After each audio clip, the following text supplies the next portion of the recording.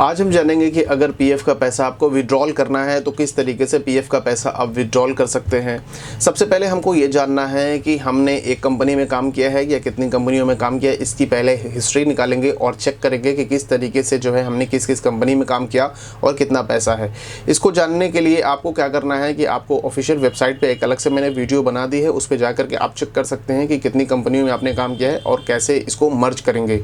मर्ज क्या करना है, आपको अमाउंट मर्ज करना है। अगर आपने पिछली कंपनियों में काम किया है तो उसके पैसे को करंट इस वक्त जो कंपनी है आपकी उसमें आप ट्रांसफ़र कर सकते हैं, या फिर जो आपने काम किया है इस वक्त में और प्रीवियस कंपनी में आप पैसा सेटल करना चाहते हैं तो वो भी आप कर सकते हैं। दोनों ऑप्शन आपके पास है। सही तरीका ये है कि अगर जो प्रीवियस मैंने कंपनी में काम किया है उसको करंट कंपनी में हम इस वक्त जो काम कर रहे हैं जिस कंपनी में उसमें हम कन्वर्ट कर लें, पैसे को ट्रांसफ़र कर लें, उसके बाद हम विड्रॉल करेंगे। विड्रॉल करने के लिए सबसे पहले कुछ चीज़ें कंपलसरी हैं जिसको हम देखेंगे जानेंगे।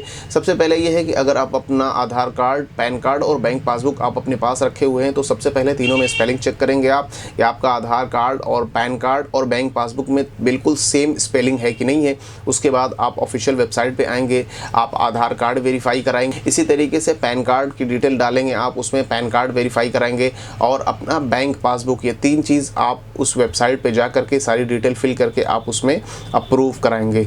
पैन कार्ड को वेरीफाई कराने के लिए पूरी डिटेल फिल कर देंगे, पैन कार्ड आपका वेरीफाई होगा। उसके बाद आप अपनी बैंक की डिटेल फिल करेंगे। याद रखिए कि बैंक में नाम की जो स्पेलिंग है बिल्कुल वही होनी चाहिए जो पीएफ में पड़ा हुआ है, जो अकाउंट में है, और पैन कार्ड से बिल्कुल मैच करनी चाहिए।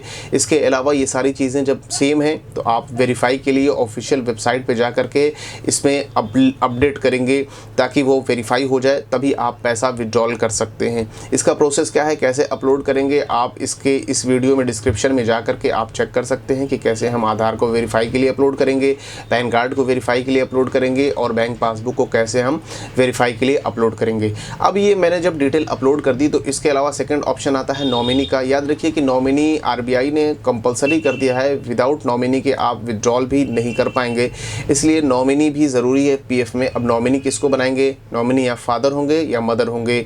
घर के डिपेंडेंट में आप चेक कर लें, ये लिस्ट है, इसमें चेक कर लेंगे आप कि नॉमिनी कौन कौन बन सकता है। इसके अलावा नॉमिनी जब बनाएंगे तो नॉमिनी के आधार कार्ड में जो मोबाइल नंबर लिंक है वो नंबर ऑन होना चाहिए, क्योंकि उस पर ओटीपी जाएगा जब आधार वेरीफाई आप नॉमिनी का कराएंगे।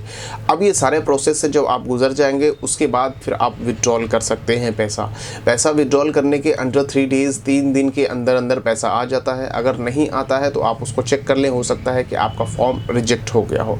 इसके अलावा पीएफ की बहुत सारी डिटेल्स हैं जो आपको ना समझ में आए अगर तो आप कमेंट्स कीजिएगा, आपको रिप्लाई मिलेगा।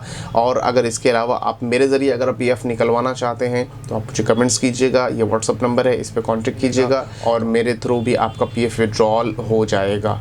उम्मीद है कि आपको बातें समझ में आई होंगी तो मेरे चैनल को सब्सक्राइब भी कर लीजिएगा। मिलेंगे एक और वीडियो में, तब तक के लिए बहुत शुक्रिया। अस्सलामु अलैकुम वरहमतुल्लाहि वबरकातुहू।